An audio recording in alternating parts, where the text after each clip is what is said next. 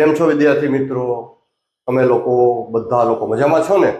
આજે આપણે સ્વાધ્યાય 3.1 માં દાખલા નંબર 2 એનો પહેલો દાખલો આપણે ગણીશું. એની રકમ એવી આપી છે કે તમને નીચેના સુરેખ સમીકરણ યુગ્મથી બનતી રેખાઓ એક બિંદુમાં છેદે છે કે સમાંતર છે અથવા તો સમપાતી છે એ તમારે a1 છેદમાં a2 b1 છેદમાં b2 c1 છેદમાં c2 આ ગુણોત્તરની તુલના કરી અને તમારે નક્કી કરવાનું છે. એટલે અહીંયા મેં તમને યાદ રાખો એ વિગત આપેલી છે અને જેમ જેમ દાખલો ગણાશે તો એના આધારે આપણે નક્કી કરશું કે a1 છેદમાં a2 b1 છેદમાં b2 અને c1 છેદમાં c2 એના આધારે કા a1 છેદમાં a2 is not equal to b1 છેદમાં b2 હોય તો છેદતી રેખા હોય, a1 છેદમાં a2 બરાબર b1 છેદમાં b2 બરાબર c1 છેદમાં c2 આપેલું હોય તો એ બે રેખાઓ સમપાતી રેખાઓ હોય અને a1 છેદમાં a2 is not equal to c1 છેદમાં c2 તો એ રેખાઓ સમાંતર રેખાઓ જે છે હોય. ચાલો તો આપણે દાખલાને ગણવાની શરૂઆત કરીએ. આ તમારા દાખલાની રકમ છે. તો સૌથી પહેલા આપણે જો a1 બરાબર આ જે છે આપણે 5, b1 બરાબર -4 અને c1 બરાબર 8. જે વિદ્યાર્થીને a1 બરાબર 5, b1 બરાબર -4, c1 બરાબર 8 એ ખ્યાલ ન આવતો હોય તો અહીંયા તમને સમજાવું. અહીંયા દાખલાની રકમ લખું છું. આ 5x - 4y + 8. તો આ જે છે એને આપણે a1 કહેવાય, આ જે -4 જે છે એને b1 કહેવાય અને 8 છે જે છે એને c1 કહેવાય. આ છે x નો સહગુણક એને આપણે a1 કહેવાય, y ના સહગુણકને આપણે v1 કહો અને અચલ સંખ્યા જે છે એને તમારે c1 કહેવાય. તો એ જ રીતે તમે જોઈ શકો છો તો અહીંયા a2 બરાબર કેટલા આવશે? 7, b2 બરાબર 6 અને c2 બરાબર -9. અહીંયા પણ તમને આ જ રીતે ફરીવાર તમને લખી દઉં આ રકમમાં કે 7x + 6y - 9. આ જે છે એને a2 કયો, આ 6 ને તમારે b2 કયો, આ જે છે એને c2 કહેવાય. એટલે a2 બરાબર 7, b2 બરાબર +6, c2 બરાબર -9. હવે આપણે સરખામણી કરવાની જે છે, તુલના કરવાની છે. એથી કરીને આપણે લખશું a1 છેદમાં a2. ચાલો a1 છેદમાં a2. a1 એટલે કેટલા? 5.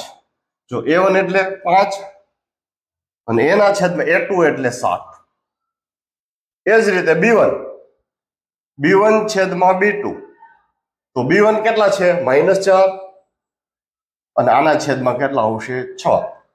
હવે આનું આપણે સાદુરૂપ દઈએ તો છેદ ઉડાડો તો 2 દુ 4, 3 દુ 6 બરાબર -2/3. જો આપણે જોઈ શકો છો આ લખેલું જે છે a1 છેદમાં a2 તો અહીં આપણે લખશું. તેથી કરીને a1 છેદમાં a2 બરાબર નથી -b1 છેદમાં b2. a1 છેદમાં a2 બરાબર b1 છેદમાં b2 આ બંને સરખા નથી. તો તેથી કરીને આપણે લખાય કે આપેલ સમીકરણ યુગ્મ થી બનતી રેખાઓ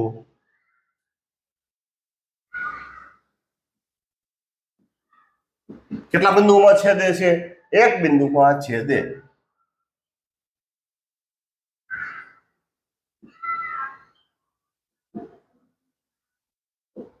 જો અહીંયા આપણે ફરીવાર સમજી લઈએ.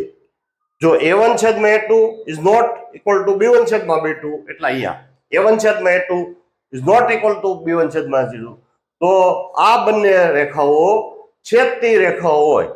સમયુગમાં આ કેટલા બિંદુમાં છે? છેદતી રેખાઓ હોય એટલે એક બિંદુમાં છેદે, અથવા તો અહીં લખશું છેદતી રેખાઓ. આ બધી કેવી હોય? છેદતી રેખા હોય, અને બે છેદતી રેખા એક બિંદુમાં તમારે છેદે, અથવા તો એમ પણ પૂછે તો આનો ઉકેલ એક બિંદુ તમારે હોય. તો આ રીતે આ સ્વાધ્યાય બીજાનું એક દાખલા બીજાનું પહેલું જે છે એ આવી રીતે પૂર્ણ થાય છે. ચાલો આજે આપણે સ્વાધ્યાય 3.1 દાખલા નંબર 2 એનો પેટા દાખલો બીજો છે એ ગણીએ. દાખલાની રકમ આ પ્રમાણે આપેલી છે. તો આપણે સૌ પહેલા A1 B1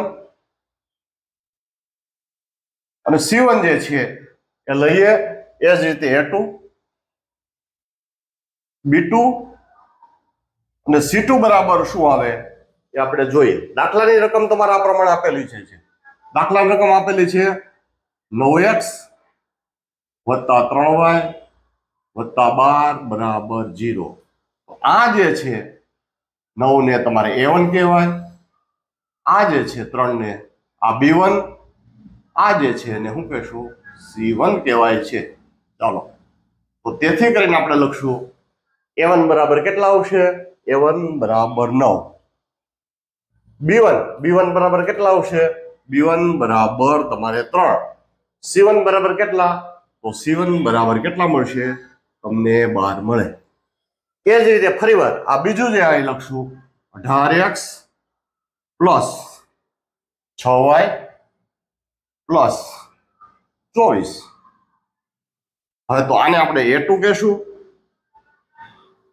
આ જે આવશે ને B2 કહેશું, આ જે આવશે ને શું કહેશું? C2. તો આપણે A2 બરાબર 18, B2 બરાબર 6, C2 બરાબર કેટલા લઈશું? 24. હવે આપણે A1 છેદમાં A2 બરાબર A1 કેટલા? 9.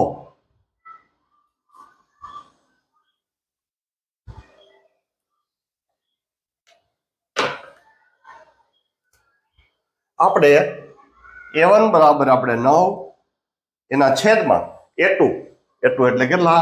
18. આનું સાદુરૂપ દઈશું તો 9 દુ 18, એકના છેદમાં તમને 2 મળે. હવે એ રીતે B1 છેદમાં B2 તો B1 એટલે કેટલા? 3. B2 તો B2 બરાબર કેટલા? 6. આનું સાદુરૂપ દેશું તો એકના છેદમાં 2, 3 દુ ને 6. એ રીતે C1 છેદમાં C2 તો C1 છે 12, C2 એટલે તમારે 24, છેદ ઉડાડો તો 1/2, 12 દુ ને 24 એટલે 1/2 મળશે. તો હવે તેથી કરીને આપણે એમ લખાય કે A1 છેદમાં A2 બરાબર કેટલા? 1/2. B1 છેદમાં B2 બરાબર કેટલા? 1/2. C1 છેદમાં C2 બરાબર કેટલા? 1/2. એટલે A1 છેદમાં A2 બરાબર 1/2 બરાબર B1 છેદમાં B2 બરાબર પણ 1/2 અને C1 છેદમાં C2 બરાબર પણ 1/2 મળે છે. એટલે A1 છેદમાં A2 એની જે કિંમત મળે એ જ કિંમત તમને B1 છેદમાં B2 ની મળે છે, અને એ જ કિંમત તમારે C1 છેદમાં C2 ની મળે છે. આ ત્રણેયની કિંમત એક સરખી મળે છે. તો આપણે એમ લખી શકાય, તમે જોઈ શકો છો A1 છેદમાં A2, B1 છેદમાં B2, C1 છેદમાં C2. તો આપેલ સમીકરણ યુગ્મથી બનતી રેખા કેવી છે? સંપાતી રેખા છે. તો તેથી કરીને લખી શકાય કે આપેલ સમીકરણ યુગ્મથી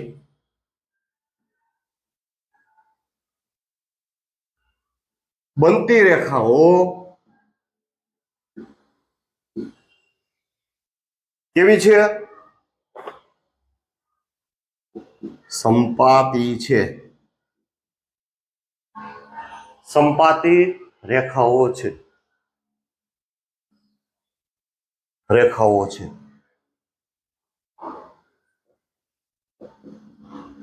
આપણે આ બીજો નિયમ જે છે લાગુ પડશે. ચાલો તો આ રીતે આપણે આ દાખલો પૂર્ણ કરીએ છીએ. ચાલો હવે આપણે સ્વાધ્યાય 3.1 દાખલા નંબર 2 અને પેટા દાખલો આપણે ત્રીજો જે છે ગણીશું. તો હવે દાખલાની રકમ આપેલી જે છે તો આપણે A1 B1 C1 A2 B2 અને C2 જે છે એ આપણે મેળવીએ. તો આપણે દાખલાની રકમ આ પ્રમાણે આપેલી જે છે કે 6x - 3y + 10. ફરીવાર આપણે વાત કરી આ જે છે આને A1 કહેશું, અહીંયા જે આવશે -3 અને B1 કહેશું, આ જે છે અને આપણે C1 કહેશું. હેલો, તો આપણે એમ લખશું તેથી કરીને આપણે A1 = 6, B1 = -3 અને C1 = 10. હેલો, એ જ રીતે આપણે 2x - y + 9 = 0. તો આપણે આને A2 B2 અને C2, તો A2 = 2, B2 = -1 અને C2 = 9. તો આપણે એમ લખશું કે A2 = 2, B2 બરાબર, જો અહીંયા કાંઈ નથી, -y એટલે કે -1 × y, તેથી કરીને B2 = -1 આવે. હેલો, એટલા માટે અહીંયા -1 આવશે. અને C2 બરાબર તમારે કેટલા છે? C2 બરાબર 9. ચાલો હવે દાખલો આપણે આગળ લઈએ. તો હવે A1 છેદમાં A2 બરાબર 6/2, તો કેટલા આવશે? 6/2 એટલે તમારે 3 આવશે. એ રીતે B1 છેદમાં B2 બરાબર -3/-1, અંશ અને છેદ બંનેમાં માઇનસ છે એટલે નિશાની કેટલી આવશે? પ્લસ આવશે, એટલે 3. એ જ રીતે C1 છેદમાં C2 બરાબર 10/, તમારે 9 આવશે. તો આપણે એવું આવશે તેથી કરીને A1 છેદમાં A2 બરાબર B1 છેદમાં B2. તમે જોઈ શકો છો A1 છેદમાં A2 એનું સાદુરૂપ કેટલું મળ્યું? તમારે 3, અને B1 છેદમાં B2 એનું સાદુરૂપ પણ તમારે 3 મળ્યું. પણ A1 છેદમાં A2 is not equal to C1 છેદમાં C2. A1 છેદમાં A2 નું આનું સાદુરૂપ તમારે 3 જે છે, C1 છેદમાં C2 એનું સાદુરૂપ તમારે કેટલું છે? 10/9. એટલે 3 બરાબર 10/9 બરાબર કહેવાય નહીં. અને એટલા માટે એમ લખી શકશો કે આપેલ આ તમને જે આપ્યું છે આપેલ સમીકરણ યુગ્મ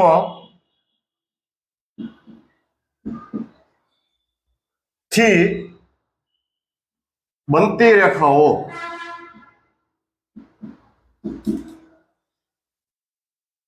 આ જે છે આપ્યું છે, અહીંયા તમે જોઈ શકો છો. તો કેવી રેખાઓ જે છે? A1 છેદમાં A2 ને C1 છેદમાં C2 આપેલું જે છે તમે જોઈ શકો છો.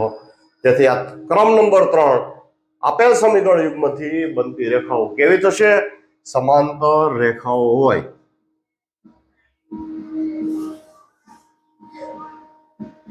તો આ રીતે આપણે પેટા દાખલો 1, 2 અને 3 જે છે પૂર્ણ કરીએ છીએ. આ ગણેલા દાખલાઓ તમારી સાથે અભ્યાસ કરતા મિત્રોને શેર કરો. મારી ચેનલ મેથ્સ વિથ જોશીદાને સબસ્ક્રાઇબ કરો. ચાલો આવજો.